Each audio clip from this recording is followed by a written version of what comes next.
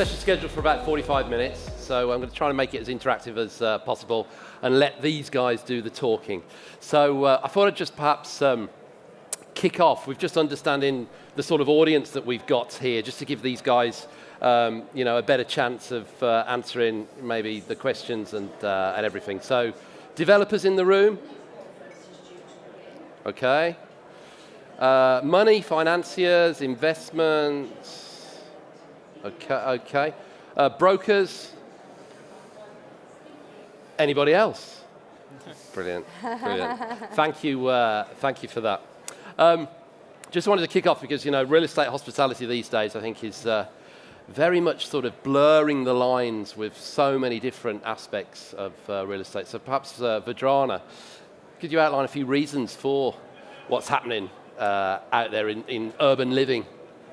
I mean, just to kind of kick off, what's happened in my experience over the last probably decade is that the rooms have become a lot smaller, whether you're looking at hotels, apart hotels, residential units. And I think the space planning has become a lot more efficient and things like that. But the reason for it is actually being able to deliver and make a profit from your development, because land prices have continued to increase. But it's also led by customers, because what do these customers want? They actually don't want just a boring room to sleep in with an okay bed. They want an amazing mattress, they want a beautiful design, and they want pretty much everything. But I think we'll be talking a lot more about community and the guest experience. But my personal view is that, basically the industry has completely transformed in the last decade.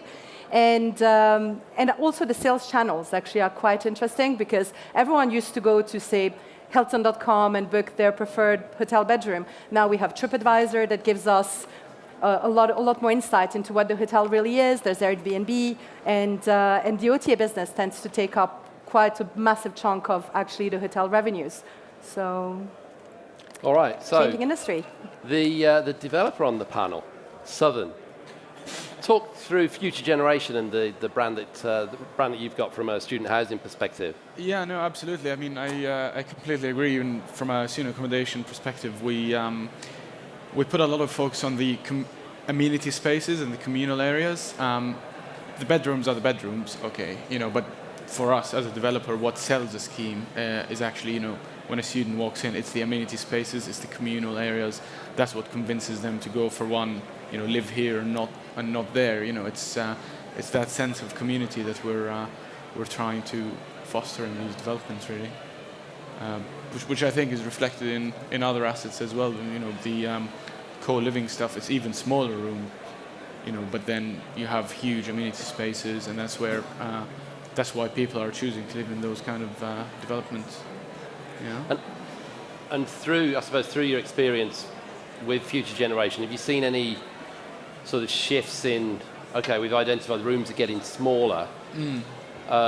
Is there an increased service element to some of the student housing that you used to do to what you do now? Yes, so I mean, one of the key things that has been quite popular in our recently launched developments is the weekly cleaning of the community spaces. So the kitchens within a shared apartment, they get a weekly cleaner. So it's making it easier for the students, so they don't need to worry about that. And then on the other hand, within the rooms, in terms of more of a service or a feature, if you will, is air conditioning. So we're putting that now into all our bedrooms and all the kitchens and amenity spaces. And I'm not aware of other student housing developers who are doing that at the moment, but I think that's the future. Last summer was incredibly hot. I don't know what's happening to the climate, but I think air conditioning in the UK needs to be a lot more established. So it's that keeping up to date with changes, Yeah, just to jump in, actually, it's very interesting, because no later than yesterday, I was working on a project which is actually a build-to-rent scheme in the greater area of London, very close to a very famous stadium. And we're looking to put a hotel right next door. And so we were working with the JV, our JV partners on it. And what's quite interesting is that's exactly the debate we were having, is do we provide, or do they provide cleaning, weekly cleaning to their residents within the rental scheme? And the biggest question was actually VAT. How do you account for VAT on those cleaning services? Because obviously, build to rent doesn't attract VAT because it's all on ASTs, whereas the hotel obviously would attract VAT. And so how do you account for cleaning? Yeah, student accommodation is obviously again doesn't Attract attract VAT. us on ASTs as well. So that's a very good point. Yeah, VAT in general is it gets really complicated, but it's the guys here will testify. It's a huge thing. There are some really odd things. For example, carpets. VAT on carpets is irrecoverable. So going forward, we're no longer using carpets in our bedrooms because, just because you're putting in carpet, you can't recover the VAT. Whereas if you put in something else like vinyl flooring, for example, you can recover it. So it's boring, but it's super important. What's interesting is that each sector will have its own nuances, but actually there are principally three reasons why we're seeing some of the smaller sectors more in focus now. And essentially one is natural evolution. So there are some sectors which are growing. I'll take one example, care homes now going into assisted living and supported living, hotels going into service departments and so on. So there is that natural evolution. I think the other reason is borrower demand. I think people they require more flexibility and therefore want to see different product out there. And I think the third thing is that in many markets, yields have been relatively compressed, and so actually investors and developers are looking for areas where they think that they can secure greater yield. And some of the niche areas that we're seeing, what we call the alternative sectors, are actually providing the yield that's demanded. But I think it's also about attracting the customer at the end of the day, because we were talking about competition and the blurred lines of hospitality versus build to rent and actually student housing. Yeah. And we're all trying to sell to a market. And so how do we become the most attractive product to those customers? Which obviously, there's a blurred line between how much service you provide, which obviously comes at a cost. And yeah. Yeah, I mean, sorry to jump in, I can sort of talk to that as well in terms of our experience with student accommodation insofar as, say, 5 years ago, amenity space was a gym and maybe a cinema. Now amenity space is a mindfulness room, a yoga room. It's that level of service has really changed. And I think developers are starting to really think about the end user a lot more than perhaps they used to. But that's just my experience from a student accommodation perspective. And staying on that from a funding perspective, how difficult is it when you're looking at a mixed use scheme with service departments, student housing, a build to rent? What's most important from a funding perspective for you guys when somebody comes to you? Yeah, amenity space is great. But what we're all about is the rent sensible for the product, i.e., are you building, if you're building a student accommodation scheme, is it effectively like a hotel? Is it really high end?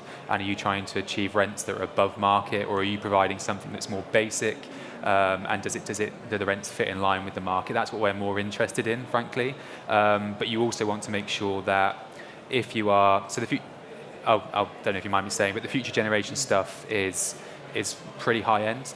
It's sort of as good as you'll see in most of the student markets that we operate in, and they achieve a premium on rents as a function of that. So that's what we really look at, the balance between the spec and the amenities and the rents that are looking to be achieved. Yeah.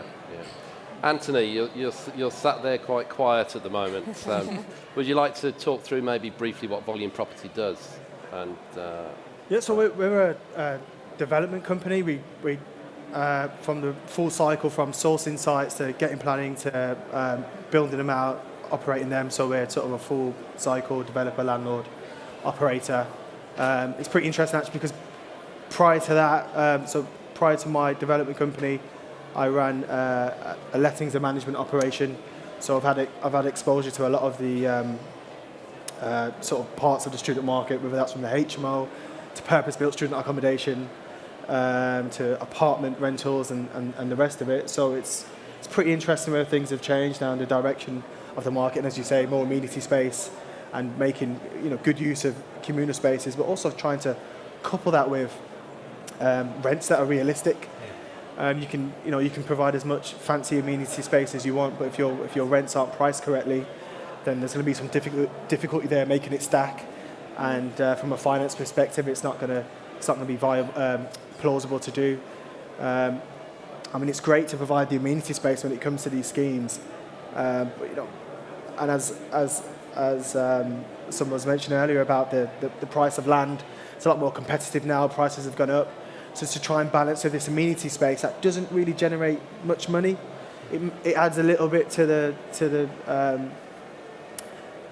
scheme in terms of how nice it is and potential benefit in an additional amount of rental that you can get by having the additional space. But the real money maker comes from the actual renting of the rooms.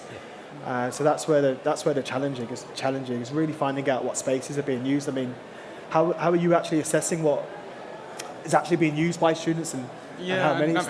I think the trick is really to have kind of adaptable spaces that you can actually change further down the line with not much required. But you know, we think we know what the students want at the moment. That doesn't mean they'll want the same thing in 5 years down the line. At the moment, you know, it seems like this current generation is really into health, you know, well-being, fitness, you know, which is pretty good. So, you know, which means that, you know, what used to pass as a gym in a student accommodation, you know, 5 years ago, 2 treadmills and a bike just doesn't cut it. You know, you have to do an actual gym, or in our case, we're using these virtual classes on a big screen where you select what you want to do. But that could easily change into a cinema room if you feel like you know, if you feel like that's going to be used more often. So it's about having flexible, adaptable space that you can, you know, further down the line, 5 years down the line, just change as well. This is actually quite an important point, because it then goes back to the operational side, which is essentially often understated, and more to Sky's point about how do lenders look at this. Essentially, the golden rules of lending, of course, know your asset, know your borrower, know your location. They're compounded by these other sectors, so PBSA, hotels, care homes to an extent, by the fact that there may be an operator, a third-party operator who's operating, and therefore you as a lender would want to know who is the operator, what's the operator's covenant, and actually what services are being provided, because, and also more fundamentally, how is the operator tied to the lender under a duty of care agreement or direct agreement or something like that. So you would want to build all of that in, and the operations are absolutely key, because if you have your asset and you have your cash flow, and the operations clearly go to cash flow. Yeah, no, absolutely. Just to pick up on that particular point, I think when it comes to the operator selection, it's not even, or the operator choice, it's not just the covenant, it's the experience that matters the most. And also linking back to what is your actual business plan. So talking about rental products in the residential space, are you letting your building on ASTs, or are you doing short lets? Because that is a completely different business model.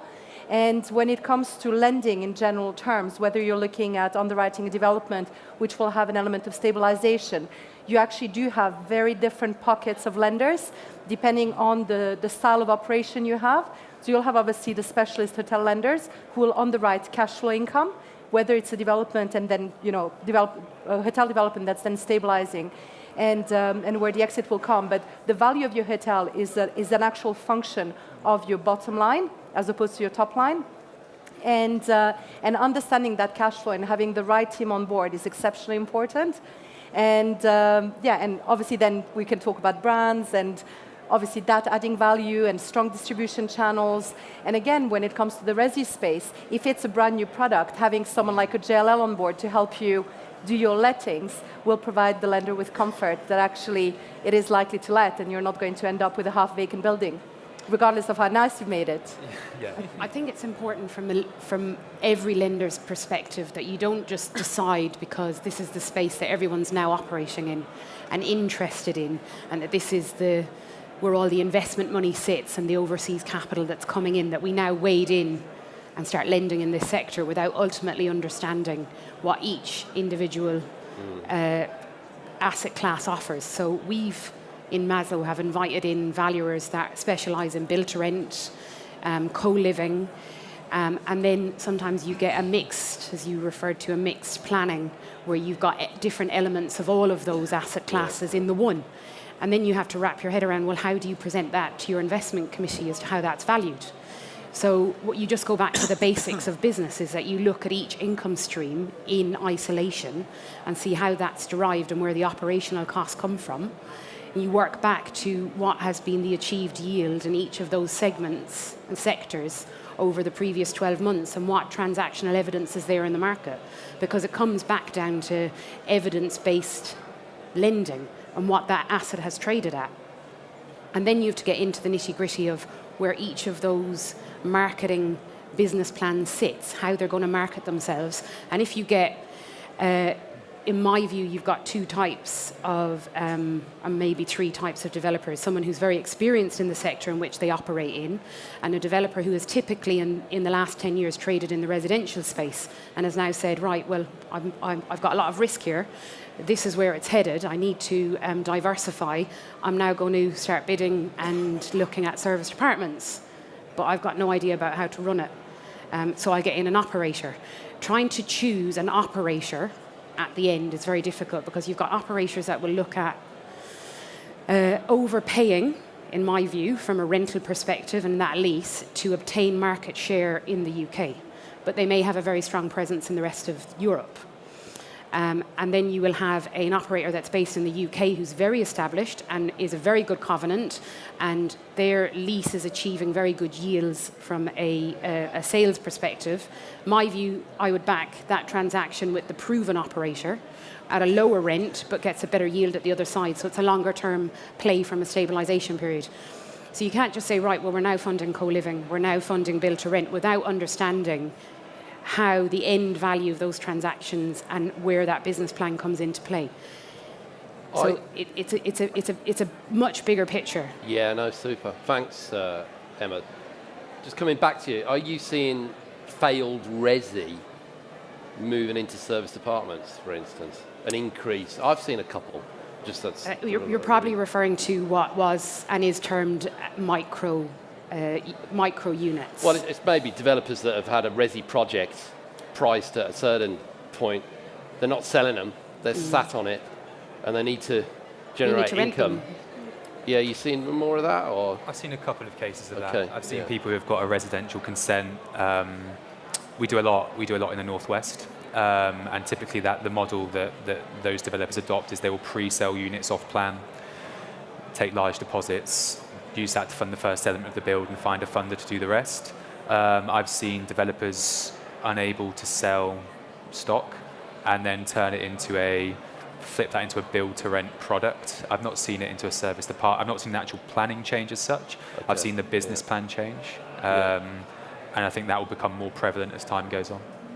I think it's interesting because we bought one actually in Manchester. I hope I've not said the wrong thing. I mean, typical story. So obviously, built in or around 2010. Obviously, it was quite a tough market. The whole thing went into administration. Someone else picked it up very, very cheaply, I may say, and they plugged in an operator to just run it as serviced apartments, and we bought it from them.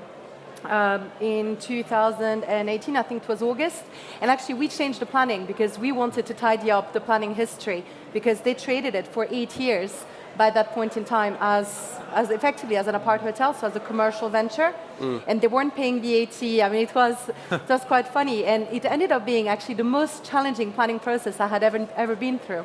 It turned into a massive political debate because obviously Manchester now has a big shortage of housing, right? And the local councillor was, why were 84 homes taken out of my county? And it's actually quite fascinating. We ended up getting it. I mean, they really didn't have a leg to stand on because those units were never actual residential units. But yeah. With planning, if you look at co-living, it's consented under C3 for straightforward residential, and you operate it under a HMO license for co-living smaller units. So the view could be taken that if you were to explore lending into co-living, which is a new sector, how can you get a committee or investment committee comfortable with that? And you would lend on the GDV of the C3 class, and maybe a portion that is your backup exit plan should that not work out in terms of co-living, because co-living is the next movement on for professionals from student accommodation. Yeah. I mean, I don't know if you've looked at co-living opportunities with that being the next stage. Yeah, I mean, we've looked at it very, very broadly. It's not something that is on the top of our agenda, to be frank. although I personally I think it's an interesting space. It's actually, from a development perspective, actually very similar to student, because it's all those products are based on the way it's designed and the repetitiveness of the units, the small dwellings, the shared apartments, the risers all stacking up so that the building runs efficiently. That's kind of what differentiates them. So to the earlier point, we probably have the transferable skills to get into that space, but it's not something we're focusing on just now. Okay, I'll open it up to questions in about 5 minutes. So if you have got a question, just be ready. Hotspots. Vadrana, you've taught Manchester. What are the sort of hotspots at the moment? I like to talk about cathedral cities, especially in the hotel space, but I guess that applies as well for PRS and other sectors like that, student housing in particular. Because the advantage of cathedral cities is that you will always tend to have a certain scale. You'll have your corporates, you'll have your leisure, which are obviously very, very necessary in the hospitality sector in particular. And you will have the right demand drivers. So we tend to focus on city centre locations in the likes of, obviously, London, Manchester, of course, York, Bristol, Bath, Cambridge, Oxford, obviously exceptionally strong markets if you can get land there. And Scotland is still very strong. I mean, Edinburgh is still very, very buoyant. Glasgow has seen a lot of supply, but it's still a very strong city from our standpoint. Wow, that was 30 seconds of any sort of unicorns that you've got your eyes on? I heard this phrase called hipsterbia last week, and it was basically non-urban, in between urban and rural. So these people maybe who aren't looking for urban, but a bit of rural with leisure and urban and everything else. But anyway, that's another. Well, I guess phrase. As you say, it's identifying the next hotspot within a city. Yeah. Because finding a site in Leicester Square, let's be honest, is exceptionally unlikely. So it's trying to identify the next Shoreditch, the next Bethnal Green, and things like that within certain locations. And some guys have done it exceptionally well, guys and girls, of course. And and I think those areas do exist in every single city. They're quite hard to find, but actually, the Manchester project I mentioned, so we're in Piccadilly Basin, which is edge of Northern Quarters. And in the last 6 months, there are 2 really, really fancy hotels that have opened nearby. There's obviously the Native product and the Dakota. So very happy about being that particular growth area of the market. Yeah. Because that's where you'll see the most growth at the end of the day. Yeah. Yeah, we've mentioned, sorry, go on, Anthony. Yeah. I was going to say, in terms of hotspots, I think, as you made a good point, the next Shoreditch, Croydon, I think if you're, depending on your approach as a developer, you can potentially make the next hotspot or the next area. And I guess it's down to the number of transactions you're doing within that area that you've identified or the size of that deal. So if it's quite a large sort of regeneration project, then that can have a massive impact in, usually it's expanding somewhere that's quite vibrant, isn't it? So if the city centre is quite lively anyway, then it's probably going to be on the outskirts of that. And if there's a great opportunity there, for instance, there's a lot of industrial buildings, something that we certainly target areas that tend to be quite industrial, but they're still on the outskirts of or pretty much within the city centre. There's a great opportunity there to turn that into a new. Sorry? What about Tottenham? I don't do anything in London at all, but I mean, I'll add that to my list. It's a good point, actually, because most proposals these days have some element of placemaking, and actually it's a word that probably we weren't using maybe 5 years ago, and now actually there are lots of developments which have some kind of community or social feel to them, and it may well be that these areas that we're talking about lend themselves better to that sort of thing. Yeah. I wanted to bring up brand, because that came up in our conversations earlier, and the value of a brand, and there's so many fresh, innovative brand, challenging the norm. From a sort of lending perspective, is the value of the brand sort of really important to you, or more important than it used to be, or less important, if there is a brand at all? Yeah, I mean, I can only talk from a student accommodation perspective, but I think that brands that have a good track record will do better over those that don't. So if I think about a Vita student or a Fusion student, those are both very, very recognizable brands that people want to live in, and I think they will outperform versus local competition, is my experience. So I think there is value in it. Tangible value, probably not, but there is definitely value in it at the end of the day. Okay. Has anyone got any questions at this point? We touched on co-living space and micro-living somehow. Just wondering what you guys think, or how do you think this space is going to affect the residential market in the next 5 years? Who wants to take that one? So, having explored co-living to quite an extent over the last number of months, so we started by looking at built to rent, and then we've explored co-living. I do not feel that co-living will impact the residential market if you are focusing on residential from an affordability point of view and sticking to help to buy stock in good locations, which is where everyone wants to be, right? But with regards to co-living, when I look around the office at 8 a.m. or 8 p.m. in the evening, young professionals want to leave, at 8 because they're working longer hours, right? Because they want to get to where they want to be. They want to go back and pick up takeaway on the way back, go up, change their clothes, go down to the gym, go back in, and they go to work in the morning. This is what they do Monday to Friday, and then they may go back to... So it's suiting that type of lifestyle. If it's your first time to buy, or you're looking for your first family home, that is not going to impact that sector at all, I don't think. Basically, it's like a niche client or a niche demand for that type of living space. I think it's targeting a certain lifestyle at a certain point in that person's life.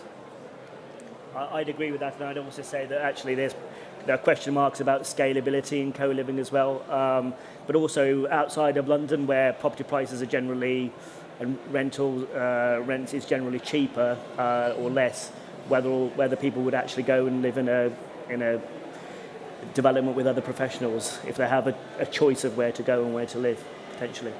I don't know about you, but I'm sick of talking to him by 6 o'clock, so I don't know if I want to be after that. Cool. Yes, sorry. Yeah, so it might be a more general question for Ranjiv, but for anybody. In terms of these different schemes, which one would you say has the best payoff in terms of, legwork ratio to profit? So between hotels, PBSA and serviced, I think hotels and PBSA more the mature sectors, so bigger payoff, I suspect. Clearly different sectors, so people are in those areas for the different reasons. Yield-wise, I suspect at the moment they're relatively comparable. But hotels are is a much more mature market, actually. No, I'll jump into that one. They are very different sectors. That is completely correct. And I think they're very, very hard to compare. The two easy metrics are yield on cost, because at the end of the day, it's how much you're going to spend to get there and what return you're going to get in terms of income at the end of the day, and return per square meter, which is another very interesting metric we've added in all of our IMs. And I think residential still shows and throws very strong returns in the UK, so definitely not to be sniffed at as an asset class. I think offices in your super prime locations like City of London, things like that, will probably give you the keenest yields. When it comes to hotels, they are a lot more mature as an asset class, but even for freehold hotels, because you're taking the trading risk, it is still, it's high yields, let's be honest. Even in London, you'll be like between 4 and 5% against offices which can be sub 3. So there's a massive differential. However, your earning potential is massively higher, and I think the fact that the institutional investors have now come into that trading risk market is definitely having a positive impact in terms of the yields and things like that. So I expect we'll see more yield compression in the hotel sector in particular. But yeah, and then industrial. Industrial is incredible value for money, right? You can still build it relatively cheap. The tenants, there's a huge amount of demand for logistics and industrial and things like that, so still relatively easy to let. And the yields have dropped like there's no tomorrow, as in dropped in the right direction, so they've compressed absolutely hugely. So yeah, but I would definitely not sniff at residential when it comes to it. Rajiv, with are you seeing, obviously retail is in a difficult place at the moment, and the high street, etc. Are you seeing any schemes that are sort of mixed use, based around in more high street sort of locations? We touched on it earlier, office. What was 10 years ago? So anecdotally, there are moves now to do more in the retail to hotel space, and actually that's seems like a sensible thing, and it seems like a win-win where essentially underused or unused retail space is converted into hotel space, and actually that then in turn it generates greater footfall for the shopping centre or the area where that hotel is, and the hotel can then take advantage of services around it as well. So that might be dare I say, kind of one of the next big things, certainly a development that we've been reading about and talking about as well, possibly in the same vein as office to resi and so on, which now has been done many times over. Yeah. Anybody else seeing that, or Vajana? No, interestingly, so we've looked at a few, as we discussed a little bit earlier, and actually we ended up losing to an office scheme. In terms of, we were looking to do, it was an established shopping center, very big brand, got into trouble, as you can imagine, so they wanted a lot less space within the building, and actually our fit-out costs, which is why I'm talking about yield on cost, were a little bit too high for basically the guys who were looking at it, and well, together with us on a JV basis, but office was a lot cheaper to deliver in that particular building, because if you imagine a nice kind of department store, you do have your floor to ceiling height, you do have okay aircon already, not good enough for a hotel in terms of intensity and things like that. You would definitely need to redo it if you were doing a hotel in there, and your M&E costs were just so high that actually the office scheme won over us. All right. And I generally agree with you. I think there's a huge amount of opportunity in the retail space, and we're looking at quite a lot of retail at the moment because obviously prices have dropped very significantly. Okay, we're almost out of time. I'm going to ask you individually in a moment a hospitality or real estate brand that you admire and why, very briefly, one by one. If we've got any more questions before we wrap up. Yep, a microphone there, thank you. Hello, I work for a bank, so we have recently seen lots of cases, lots of sale in the small hotel sector. So I've got a number of customers who are buying hotels which are kind of distress sale or probably not performing to the line. So I want to understand how do you see this market, say a hotel of 5 or 10 million pound, these kind of market, are these so you talked about the compression in the yield of the hotel.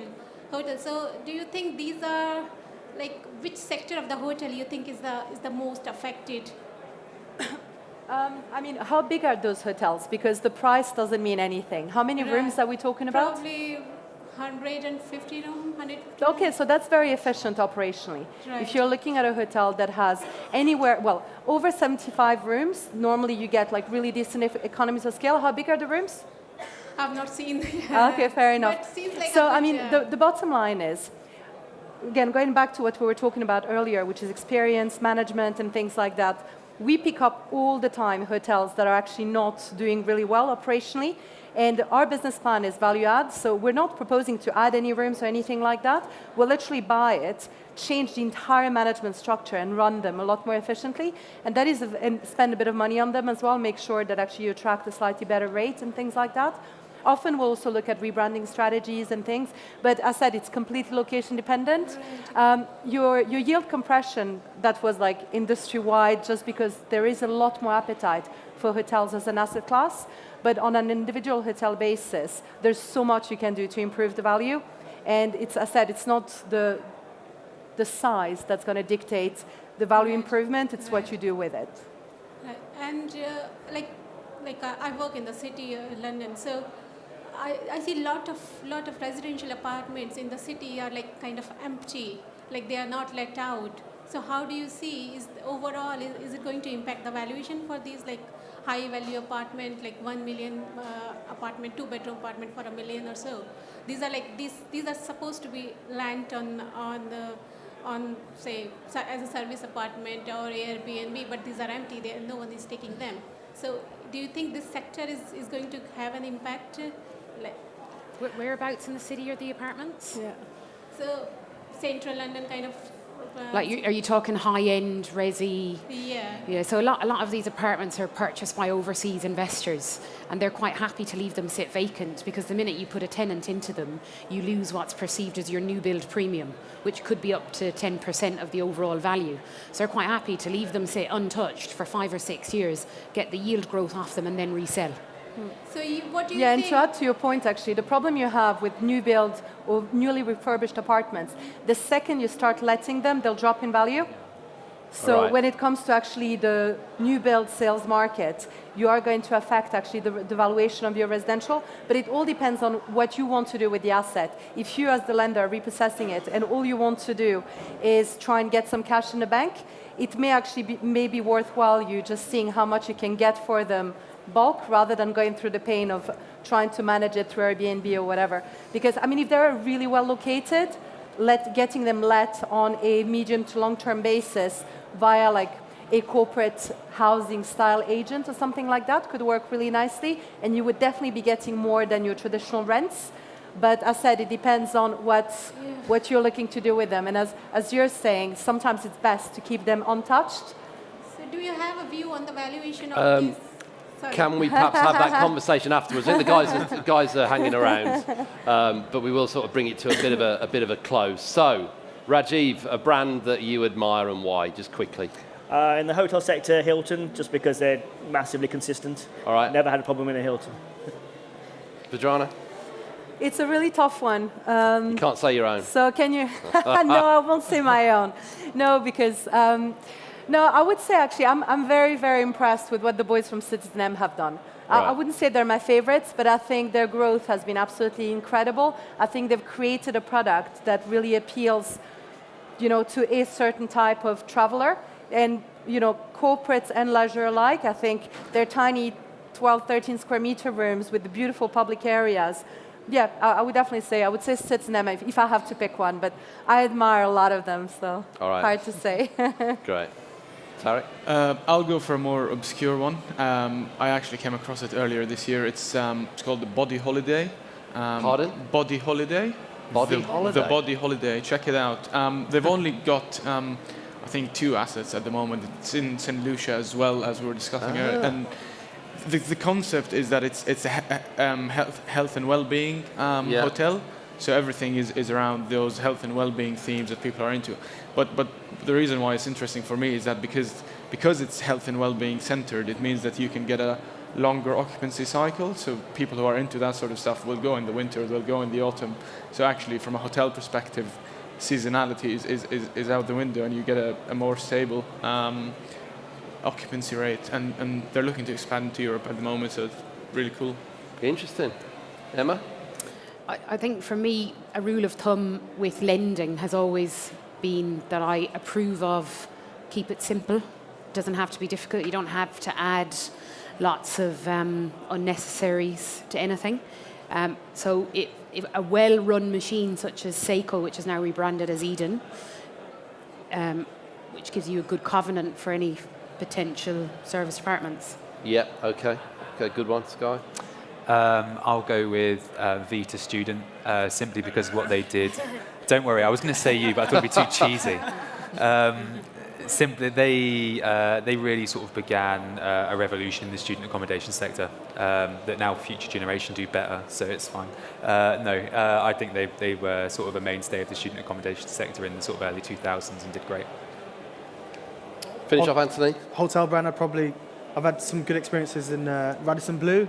I think in their newer assets, they've made some good use of tech, and they're just obviously they're larger assets, so they're more operationally efficient to run. So they're clearly making a ton of money from it. So not only is it a lucrative proposition, I think they deliver when it comes to the other bits and the customer service and the hospitality side of things. All right. And you, Piers? I'd probably go Hard Rock, because I think they have got a authentic story behind the brand. And obviously didn't start in the hotel space, I suppose. So yeah, I'd probably say that one. Okay, thanks for your attendance. A quick round of applause for these beautiful people up here. Thank you.